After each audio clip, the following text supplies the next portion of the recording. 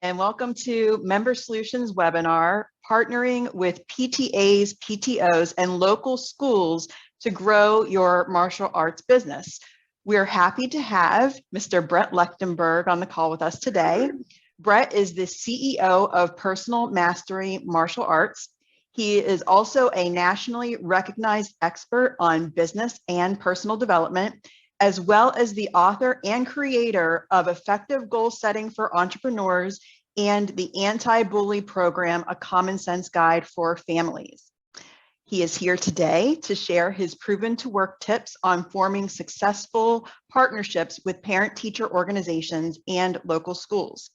Before turning the floor over to Brett, I just have a couple housekeeping items that I'd like to review. We ask that you turn on your video if you're comfortable doing so. It just helps us to effectively interact with one another and for us all to get the most out of today's call. And also, if you have any questions, feel free to drop them in the chat and we will do our best to answer them. So without further ado, I'll hand it over to Brett. Well, hey, thank you. Thanks everybody for being here. Hopefully we'll make it worth your time today. The topic, as you know, is how to work with schools and PTAs, PTOs, that kind of thing. And I'm going to put it in a slightly different context today. I literally just taught this same class in Park City yesterday to 40 business owners. And it's basically how to be a recognized subject matter expert and get either into schools for us as martial arts owners, but how you could do this in other niches as well. And it's been highly effective for us over the years, COVID notwithstanding. And I'm just going to give you some good tips that have worked for us. Hopefully you can put them into play for yourself, and whether it's directly for your martial arts school, which I'm going to kind of slant it towards today, or if you have something else that you do as a business as well, or a team in another business, you'll be able to use it. I can tell you that we've used this formula successfully with lots of business owners. I am the chairman of the board for one of the local Chamber of Commerce, and I taught the Chamber of Commerce how to use these type of strategies more effectively, especially after COVID, because a lot of Chamber of Commerce have closed down and had serious problems. We're now working with a number of them to bring them together and use principles like this to get them more active, get Chamber of Commerce cross-pollinating, etc. And it works well for just individual businesses and martial arts. So I'm going to go pretty fast, about 15, 20 minutes. And then if you got questions, want to put them in the chat or give them to one of the MSI team, whoever's in charge of that today, I'd be glad to try and answer that for you. So the goal is really threefold. One, how to become the kind of the cool, fun, trustworthy subject matter expert. Two, how to get invited back to those schools, those PTAs, those PTOs, if you get in. And then three kind of questions and answers. So Kristen, I hope that fits the agenda we were talking about, and we'll just get rolling. So the first thing is always probably the most important, and that is to be very thoughtful and have a lot of foresight into what it is you're going to go present to a principal or a PTO, and how to choose your angle wisely, because you want to anchor to something that's relevant to the school. So, for example, you might be amazing at anti-bullying, which would be great, but if your school that you go to isn't having an issue with that, or at least they don't think they are, then you might be missing the boat. So something to consider is, how do you anchor to something that's really relevant to the school or the area that you live in? So number one, what's in the news media? Do some research, look at what's going on in the local papers, also in the bigger papers, and then on the news channels around you. What's relevant? Looking at the media can give you a great angle, because you can, quote unquote, hijack some of that to show that you are a subject matter expert in that thing and how you might be able to craft your message about that to the schools. A second thing is, look at trending topics in your area in the educational field. Many school districts have, if not annual, some quarterly educational, like roundtables, for lack of a better term. They have get-togethers where they will bring the school district, the teachers, the principals together, and they have their own topics of conversation and things that are relevant to them. If you have school teachers that are, say, or PTO members that are part of your school in some way, you have an affiliation with, those kind of things, helping you anchor to that can then be used to approach PTOs, PTAs, right, and principals. Looking at school websites and the information that goes out from the schools, or your PTAs, many of them have newsletters. They have their websites. They have social media channels where they're talking about things. There's cross chatter. Look at those things that are going on to the best of your ability. Not everybody has these, but but I'm trying to plant some seeds for you to look for things that maybe you haven't looked for before. But do that and look for those things that are relevant to your local schools, your local market. And then many of you probably have teachers and PTO people that are associated, or PTA members that are associated with your schools. Identifying them through conversation, basic way to reach out to your students: text, email, lobby conversation. Who's a member of a local PTA, or who's a member of PTA for X school or Y school? Around our martial arts school, there's like 6 grade schools, right? And so trying to, be specific with what you asked for. And many times people will chime back and say, yeah, I'm a member of the PTA at X school. And you can say, great, could I have 10 minutes of your time to talk about things that are going on in the PTA? I have the charity program that I'd like to talk to you about. And again, I say charity program, you can put whatever spin you want on it. But that's typically a good way. You have a donation that you want to make to the school. You have an empowerment program. There's a number of different ways that you can spin that. But those are my top 5 or 6 things to look at first. Be relevant to your school, your PTA, the principal, etc. It takes a little bit of research, and it's my experience, having worked with lots of business owners and people in the martial arts space, that they tend to just have a great idea about their own program that they're really passionate about, and then they try and put a square peg in a round hole, so to speak, and they just want to pitch that to the school. And the school sometimes is receptive, but many times it's not, because it's not what they're after. So meeting people where they're at is super powerful, right? Just like if you're doing an intro lesson in your martial arts school and you want to talk all about self-defense, but they want to talk about, improving good grades for their kids. You keep talking about self-defense, they're talking about grades, you have a disconnect there. So it's meeting people where they're at. So those are my top 6 things. And then be professional when you go in. Don't necessarily be the karate guy or the karate gal. There's nothing wrong with that, obviously, but many people are a better angle by pitching themselves from a safety perspective, or let's say it's anti-bullying, pitching from the anti-bully expert perspective, which I'm sure many of people on this call are very, very savvy in that and can present on that from that angle. It's just a matter of be as professional as you can.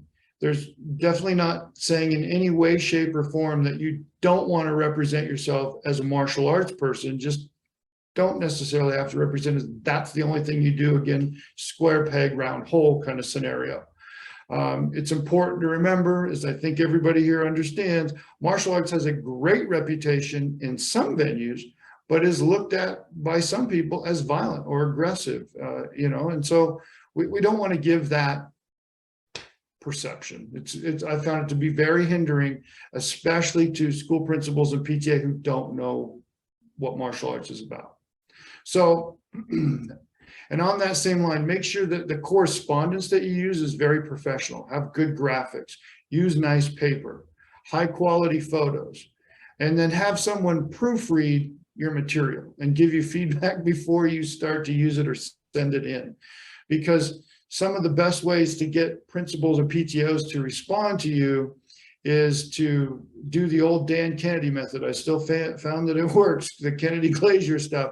Take a press kit that has your book, has some information, has a CD, video, whatever it is that you've got, put it into a Federal Express envelope and still send it directly to the principal with their name on it. Those old methods are still around because they still are tried and true. And then inside those packages, make sure that you've informed people that you're going to reach out to them by email. You're going to reach out to them by phone because you'd like to have a conversation. Or they can reach out to you first. I've literally had people call me as soon as they get it.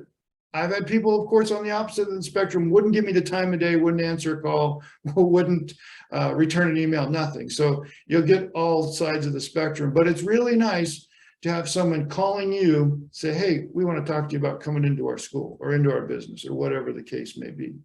So making sure you project that professional image is really important. Again, especially around those people who don't know much about martial arts or don't realize that it's not, a Bruce Lee movie from the late 60s, early 70s, where you beat people up and you get in fights all the time. So just something to be aware of.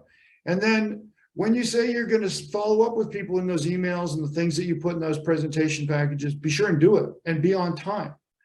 I typically give very specific times and dates when I'm going to call and let them know I'll follow up if I don't hear back from them.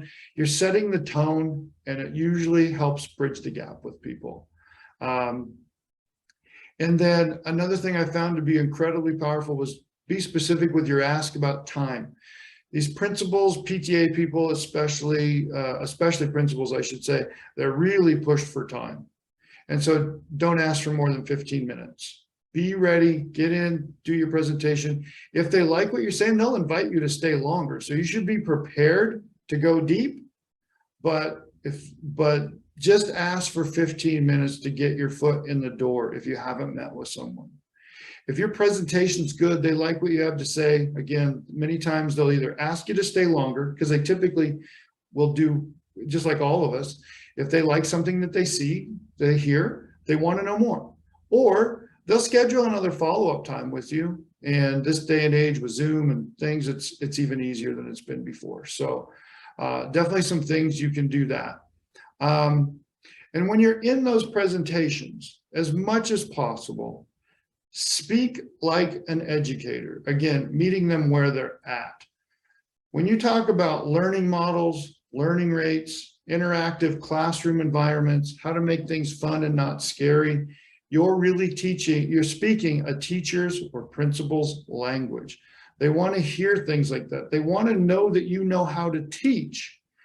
I've had many conversations with principals and with teachers who are just flat out concerned that, yeah, you teach karate, but you don't know how to teach a big group of kids. We all know that's bunk. We could probably teach 30, 40, 50 kids in a classroom with a lot more discipline, a lot more structure than a lot of teachers do, right? We are good at room and environment control. We have some really great innate skills, but again, those get glossed over. Teachers discount martial arts instructors a lot, not all of them, but some.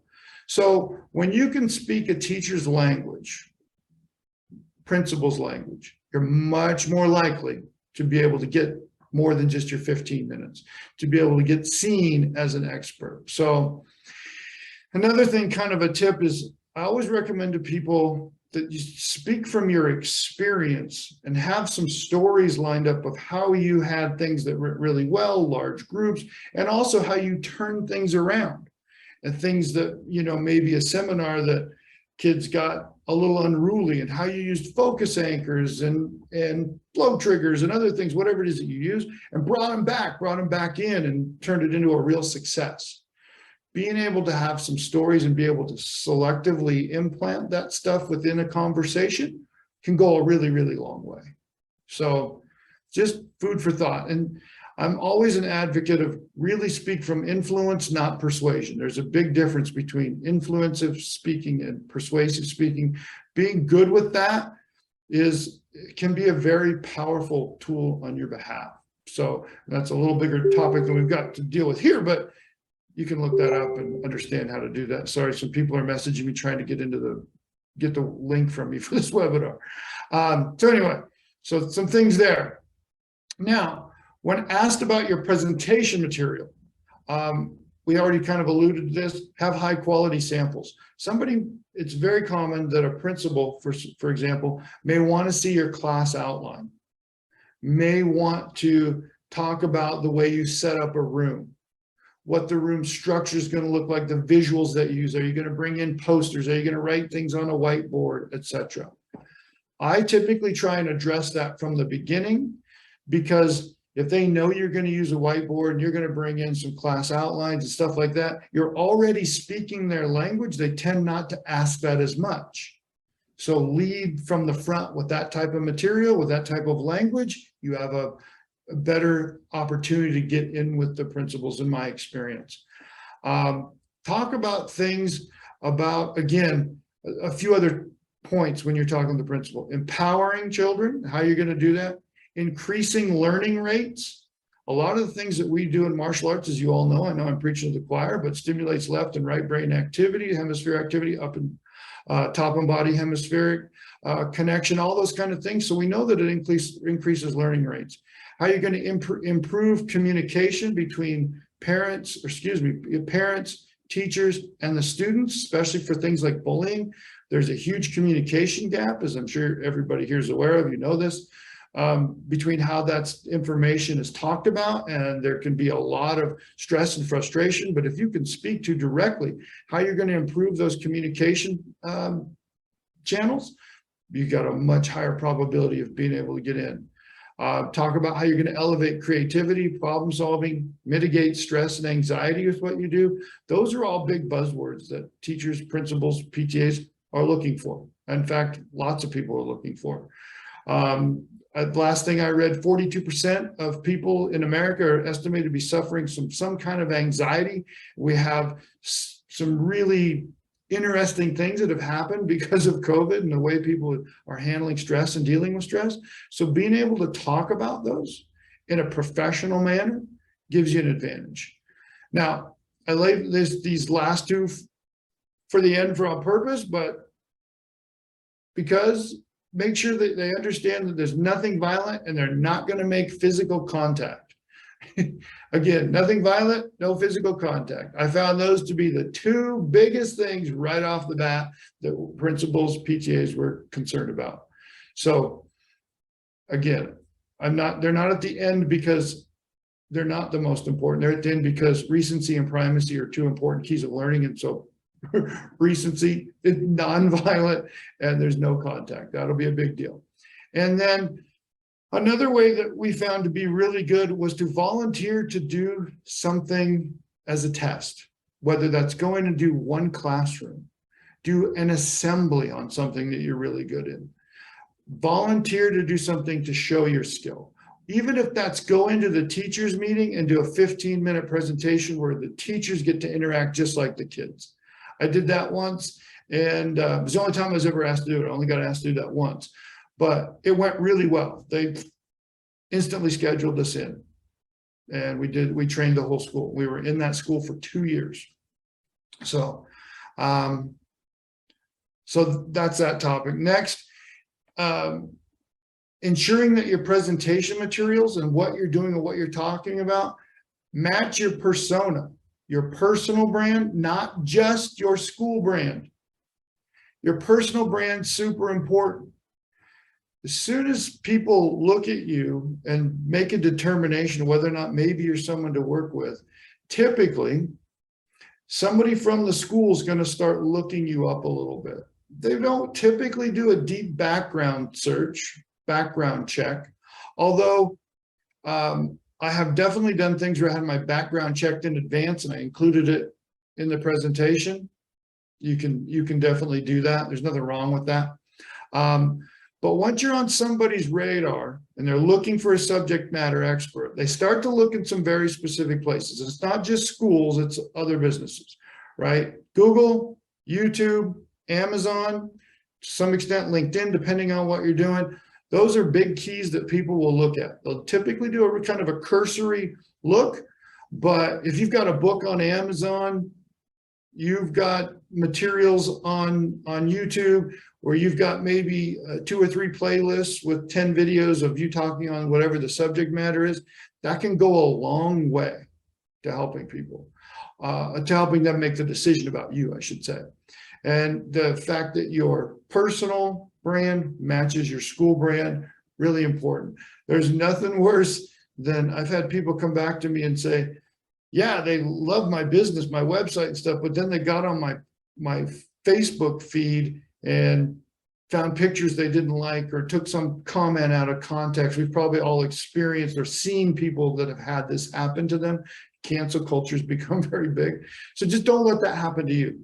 Go scrub your social media to the best extent you can and stuff your social media with as much positive as you can. So your personal website, I always recommend to people a digital media kit on your website, a newsroom on your website that doesn't use links to your press, but actually uses screenshots from your press, because links go away fairly quickly depending on where they're at. But if you take screenshots of your press and put that up on your website, it lasts forever. So people go look at that and they say, wow, he was on Fox and ABC and NBC here and this and that, right? It goes a long way. If you get on TV in some way, on a podcast, whatever it is, get the master copies of that and host that yourself and put that up on your websites. That gets people to trust you more, because it doesn't go away, right? So, and it's easier to get that stuff than it was now than it was, say, 20 years ago. First time I was ever on TV 20 some years ago, getting the footage from the news was like you had to pay for it. They sent it to you on a video cassette. It was tough. Now it's a lot easier. So get those master records and keep them for yourself. Lots of testimonials, and then make sure, again, Facebook, Instagram, YouTube is full of your content that you put on there. So hijack that. And when you have all this down, here's kind of a ninja trick. This has worked for me a couple of times where people will give me pushback. Well, why should we use you? Why should we talk to you? How do you know more about this than we do, et cetera, et cetera?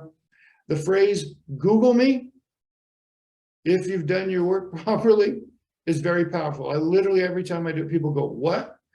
I say, if you don't believe who I am, or you don't believe I can do what I can do, or believe what I say, just Google me.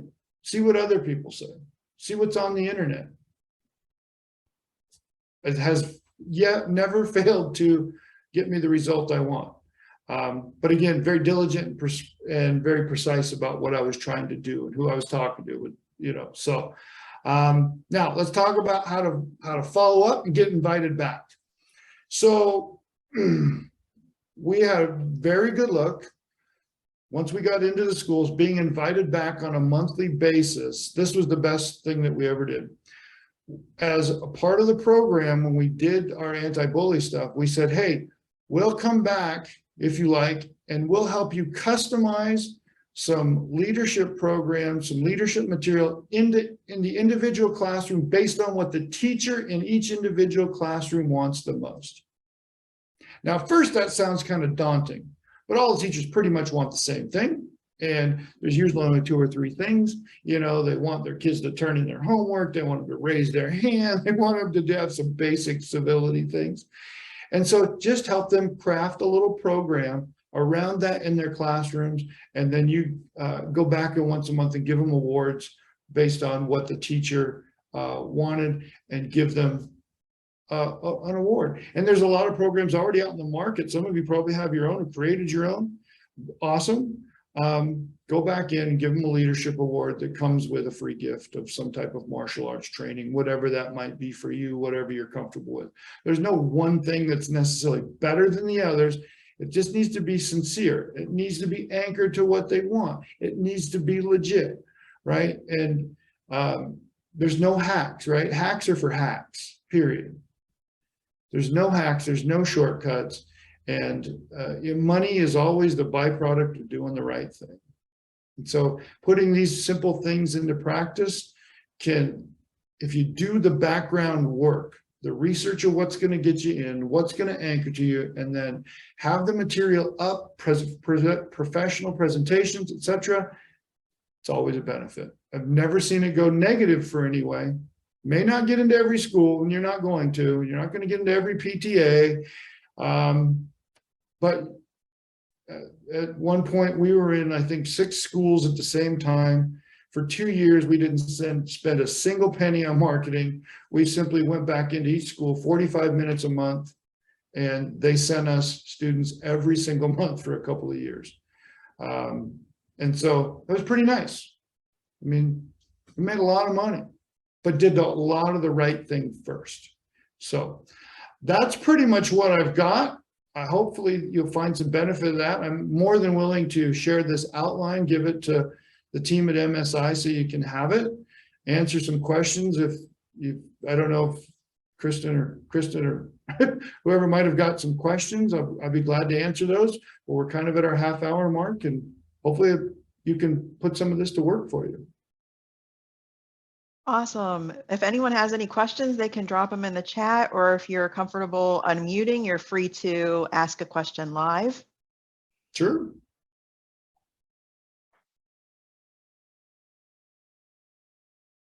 Going once. Going. Can I ask a question? Of course, yeah. Okay. Years ago, I used to put flyers in the school system and whatever, and then they came up with a rule where they wouldn't accept, and so I kind of would figure the same thing. They might try to block somebody because they wanted nonprofits. You know, they say, "Are you so-and-so okay? 301, whatever." You know, and have you ever had that happen where they just wouldn't deal with for-profit organizations? Yeah, yes, the short answer is yes. And what I found was there were times when they would actually say, well, we only deal with nonprofits. But what I found was, even though they were telling us that, other schools in the same district would still deal with us. So it was their way of just not wanting to deal with people. So I'm not saying that's what happened to you, but yes, we've experienced that. I've never personally had good luck getting flyers into schools. Some people have had amazing luck getting that. I've never, ever been able to get that to work. I've been able to get programs in, but never got flyers in regardless of the angle that I took. So if you find a way, anybody, I'm willing to test your stuff and report back to you and give you a testimonial for sure. So I wish I had a good answer. At that time, I was pretty successful getting them in about 90% of schools. That's but awesome. Those other 10% just say, well, our policy, and you know, and I'd have to remind them that the city, that the county, the board said it's up to the principal. You know. Yeah. I would, you know, if that were me, and then what we did when we got rejected was just, well, how about have a backup offer, 2 or 3 backups, and see what you can get in. But yeah, I wish I had a great answer for you. Never had success with that. And I think a lot of it here is, you know, I'm in Utah, and I just don't think they like it in the schools here very much. Flyers, that is. So. Anybody else? Glad to answer what I can. Didn't have a very good answer for that one, unfortunately.